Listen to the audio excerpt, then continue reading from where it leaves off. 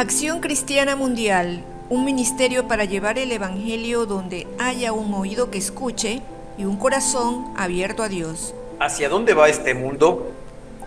Esta es una pregunta que seguramente se la ha hecho el hombre miles y miles de veces en todos los tiempos, y de modos distintos, tratando de comprender la dirección que va tomando la humanidad. Son los filósofos generalmente y pensadores quienes mayormente se han planteado este tipo de inquietudes existenciales, buscando calmar su incertidumbre sobre cosas que a otros no les interesa conocer. Pero adicionalmente, como cristianos, tenemos que preguntarnos hacia dónde va el mundo cristiano.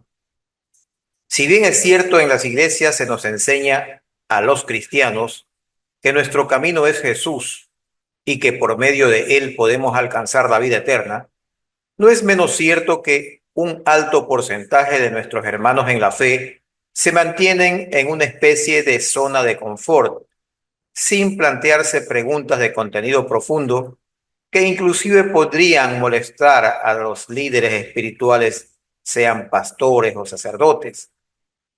Las iglesias católica, ortodoxa y protestante tienen una historia común hasta el siglo XI, en que se produjo el llamado Cisma de Oriente, donde se dividió en Iglesia Católica Apostólica Romana y la Iglesia Ortodoxa de Oriente.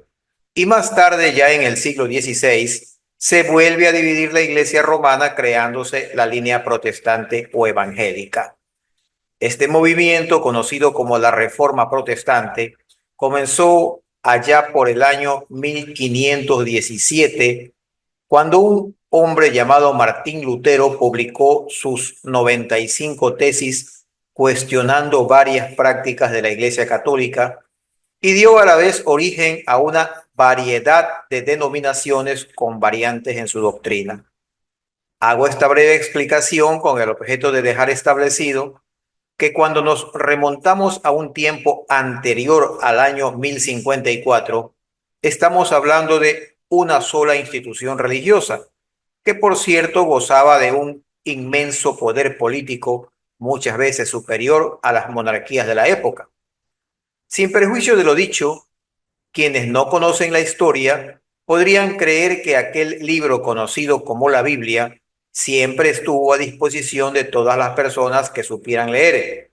Y no es verdad, pues, contrario a la lógica, tanto el Antiguo como el Nuevo Testamento estaban reservados para la élite religiosa y el pueblo no tenía acceso al mismo, y no solo por causas de analfabetismo o porque no había muchos ejemplares, pues ciertamente era manuscrita y la imprenta recién se inventó en el año 1440 con Gutenberg, imprimiéndose los primeros ejemplares en latín en 1455 y luego traducido al inglés en 1535.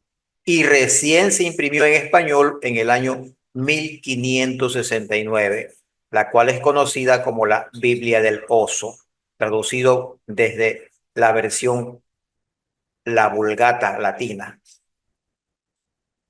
Esta Biblia del Oso estuvo a cargo de Casiodoro de Reina, un ex monje español, y publicada en Basilea, Suiza.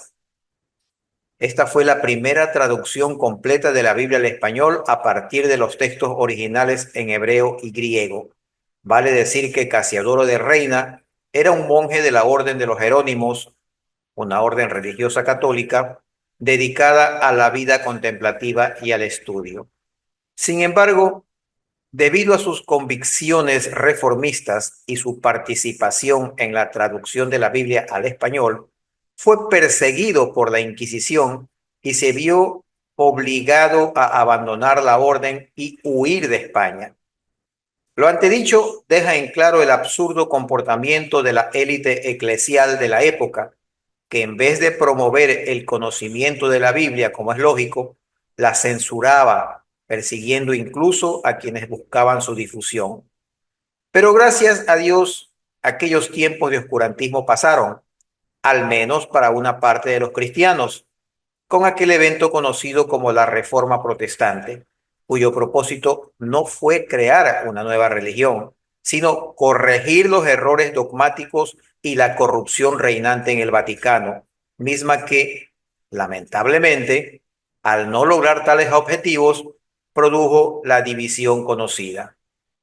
La prohibición de difundir y leer la Biblia y el ocultamiento del mensaje de salvación contrasta con lo dicho por el propio Jesucristo conforme aparece en el Evangelio del apóstol Juan, que en el capítulo 8, verso 32 dice: y conoceréis la verdad, y la verdad os hará libres.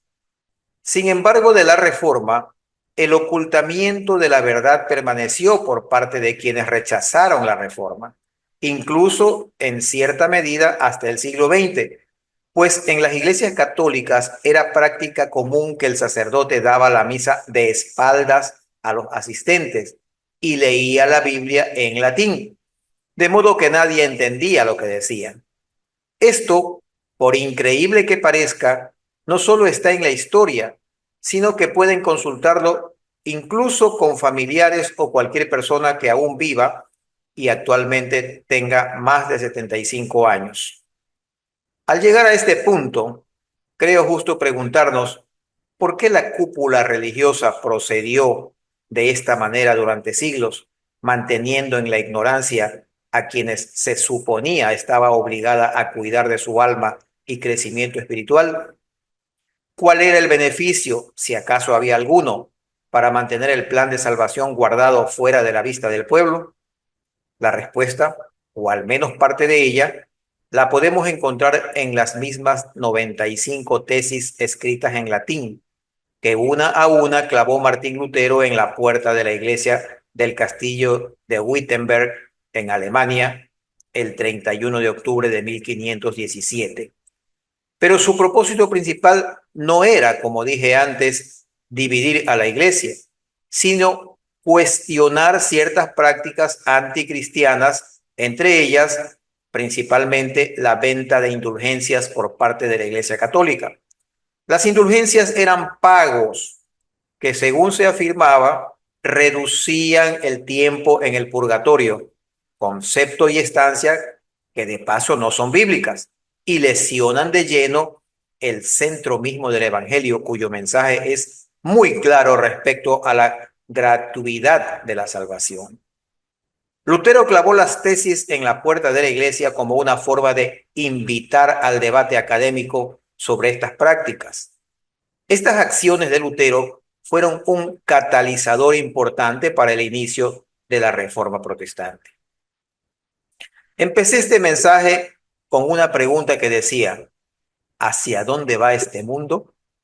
Y concretamente, ¿hacia dónde va el mundo cristiano? Y luego de escuchar este corto mensaje en el cual he compartido a vuelo de pájaro solamente la historia de la institución llamada Iglesia, pues no es posible trazarnos un horizonte y saber para dónde caminamos si no recordamos antes de dónde vinimos.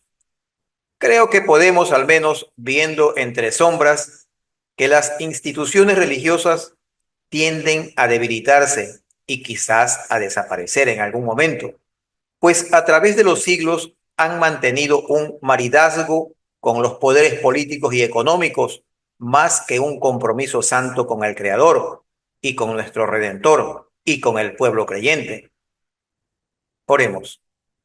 Padre eterno, todopoderoso, santo, santo, santo eres, y tu nombre no sea pronunciado en vano.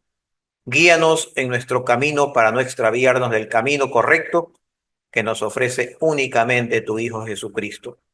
Danos sabiduría e inteligencia, pero también conciencia de arrepentimiento y humildad para aceptar nuestras equivocaciones y pedirte perdón. Lo pedimos en el nombre de Cristo Jesús, nuestro Salvador y Señor. Amén. Si le ha gustado este mensaje, compártalo con amigos y familiares para que este ministerio se expanda, y suscríbase a nuestro canal para no perderse futuros mensajes.